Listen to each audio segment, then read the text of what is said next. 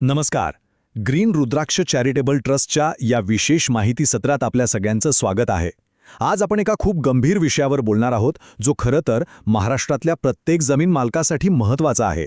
विचार करा, जमिनीचा 7/12 उतारा विरुद्ध सरकारची एक जुनी अधिसूचना.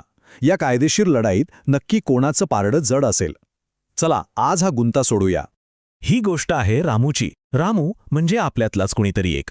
ज्या मातीवर तो आपलं आयुष्यभर घाम गाळतोय, ती जमीन त्याच्या आजोबा पंजोबांपासून चालत आलेली आहे, असा त्याचा पक्का विश्वास आहे. आणि खरं सांगायचं तर हीच भावना आपल्यापैकी बहुतेकांची असते, बरोबर ना? बरं, आणि या विश्वासाचा भक्कम आधार काय? तर त्याच्या हातात असलेला 7/12चा उतारा. त्याला वाटतं की महसूल रेकॉर्डमधली ही नोंद म्हणजे झालं, हीच आपल्या मालकीची पक्की पावती आहे. पण थांबा जरा, हाच तर सगळ्यात मोठा गैरसमज असू शकतो, नाही का? आणि मग अचानक एके दिवशी वन विभागाची एक नोटीस येते आणि रामूच्या पायाखालची जमीनच सरकते. ही एक नोटीस त्याच्या पिढ्यानपिढ्यांच्या विश्वासाला आणि त्याच्याकडच्या कागदपत्रांना थेट आव्हान देते. तर मग प्रश्न हा आहे की खरा मालक कोण? शेतकऱ्याच्या पिढ्यानपिढ्यांच्या कष्टाचा पुरावा असलेला 7/12 की अनेक वर्षांपूर्वी सरकारने काढलेली एक साधी अधिसूचना? कोणत्या कागदाला जास्त वजन आहे? याच प्रश्नाचं उत्तर आज आपण शोधणार आहोत. या प्रश्नाचं अगदी नेमकं उत्तर आपल्याला मिळतं सर्वोच्च न्यायालयाच्या एका ऐतिहासिक निकालात. केसचं नाव आहे प्रभागीय वनाधिकारी अवधे वन विभाग विरुद्ध अरुण कुमार भारद्वाज. याच निकालाने देशभरातल्या वनजमिनींच्या मालकी हक्काचे नियम अगदी स्पष्ट केले. आता या प्रकरणाची टाईमलाईन बघा, म्हणजे सगळा प्रकार लक्षात येईल. 1952 मध्येच उत्तर प्रदेशातली ही 162 एकर जमीन सरकारच्या नावावर झाली. मग 1955 मध्ये सरकारने तिला वनक्षेत्र म्हणून घोषित करण्याची अधिसूचना काढली. आणि या सगळ्याच्या तब्बल 11 वर्षांनंतर म्हणजे 1966 मध्ये ग्रामसभेने त्याच जमिनीवर भाडेपट्टा दिला. म्हणजे विचार करा, जी जमीन आधीच सरकारच्या मालकीची होती त्यावर ग्रामसभेने व्यवहार केला, जो मुळातच बेकायदेशीर होता. तर ही वन अधिसूचना म्हणजे नक्की काय असतं? भारतीय वन कायद्याच्या कलम 4 नुसार ही सरकारची एक अधिकृत घोषणा असते की आम्ही या जमिनीला वनक्षेत्र बनवणार आहोत. आणि यात त्या जमिनीच्या सीमा अगदी स्पष्टपणे दिलेल्या असतात, जसं की रस्ते, नद्या किंवा डोंगर. आणि इथेच खरा फरक आहे. 7/12 उतारा काय सांगतो? फक्त एवढंच की जमिनीचा वापर कोण करतंय आणि सरकारला कर कोण भरतंय. तो काही मालकी हक्काचा फायनल पुरावा नाहीये. याच्या अगदी उलट जी वन अधिसूचना असते ना, ती थेट सरकारचा कायदेशीर मालकी हक्क पक्का करते. कायद्याच्या नजरेत या अधिसूचनेपेक्षा मोठा दुसरा कोणताही कागद नाही. आणि सर्वोच्च न्यायालयाचं हे वाक्य तर प्रत्येकाने लक्षात ठेवण्यासारखं आहे. न्यायालयाने अगदी स्पष्ट शब्दांत सांगितले, फक्त महसूल रेकॉर्डमध्ये नाव असल्याने जमिनीवर मालकी हक्क मिळत नाही. हे एकच वाक्य अनेक गैरसमज दूर करतं. पण असं का? कारण भारतीय वनकायद्याचं कलम 5 खूप महत्त्वाचं आहे.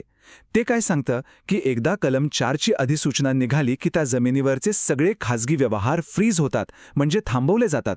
सरकारशिवाय कोणीही त्यावर कोणताही नवीन हक्क निर्माणच करू शकत नाही. याच एका कलमामुळे ग्रामसभेने दिलेला भाडेपट्टा सुरुवातीपासूनच अवैध ठरला होता. म्हणजे बघा, न्यायालयाने 4 गोष्टी अगदी स्वच्छ केल्या. 1. ग्रामसभेला अधिकारच नव्हता. 2. केलेला भाडेपट्टा बेकायदेशीर होता. 3.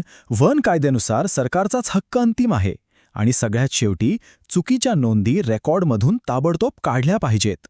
आता आपण या निकालाच्या दूरगामी परिणामांबद्दल बोलूया. हे फक्त उत्तर प्रदेशातल्या एका प्रकरणापुरतं मर्यादित नाही. याचा परिणाम आपल्या देशातल्या लाखो जमीन मालकांवर होऊ शकतो. एक धक्कादायक गोष्ट सांगतो. एका अंदाजानुसार आपल्या देशातल्या 90% लोकांना भारतीय वन कायद्याबद्दल पुरेशी माहितीच नाहीये. आणि कायद्याबद्दलचा हा अज्ञानपणाच लोकांना मोठ्या संकटात टाकू शकतो. हीच खरी समस्या आहे. तर मग या सगळ्याचा आपल्यासाठी काय अर्थ होतो? समजून घेऊया. समजा एखादी जमीन वन अधिसूचित आहे. मग काय? तिथे पिढ्यानपिढ्या राहत असाल, शेती करत असाल, तरीही मालकी मिळत नाही. इतकंच नाही तर ग्रामपंचायतसुद्धा त्यावर कोणताही हक्क देऊ शकत नाही. आणि सगळ्यात महत्त्वाचं, त्या अधिसूचनेनंतरचा कोणताही वापर कायद्याच्या भाषेत सरळ अतिक्रमण मानलं जातं. आणि याचा सर्वात वाईट परिणाम म्हणजे जे घर किंवा शेत आपण आपलं मानतो ते एका क्षणात बेकायदेशीर ठरवून त्यावर कारवाई होऊ शकते. रामूच्या बाबतीत जे घडलं ते कोणाच्याही बाबतीत घडू शकतं. पण मग ह्या गंभीर समस्येवर उपाय काय? तर बघा, ग्रीन रुद्राक्ष ट्रस्टच्या मते यातून बाहेर पडण्याचा एकच मार्ग आहे जागरूकता आणि योग्य कायदेशीर माहिती. स्वतःला सुरक्षित ठेवण्यासाठी 3 सोप्या पायऱ्या आहेत. पहिली, आपल्या जमिनीचा फक्त आत्ताचा नाही तर जुना इतिहास तपासा. दुसरी, सरकारी दप्तरात आपल्या जमिनीसाठी कधी वन अधिसूचना निघाली होती का याची खात्री करा. आणि तिसरी आणि सगळ्यात महत्त्वाची, कोणत्याही स्थानिक समजुतींवर अवलंबून न राहता तज्ज्ञ वकिलाचा सल्ला घ्या. म्हणून आजचा सर्वात महत्त्वाचा प्रश्न हा आहे, ज्या जमिनीला आपण आपली म्हणतो ती कायदेशीरदृष्ट्या खरोखरच आपली आहे का? इतिहास तपासा, अधिसूचनांची पडताळणी करा आणि आपलं भविष्य सुरक्षित करा. जागरूक रहा, सुरक्षित रहा. या सुंदर आत्मिक प्रवासात माझ्यासोबत केल्याबद्दल तुमचे खूप खूप धन्यवाद. आणि हे ज्ञान आपल्यापर्यंत पोहोचवणाऱ्या ग्रीन रुद्राक्ष चॅरिटेबल ट्रस्टचे पुन्हा एकदा मनपूर्वक आभार. तुमचा दिवस शुभ असो.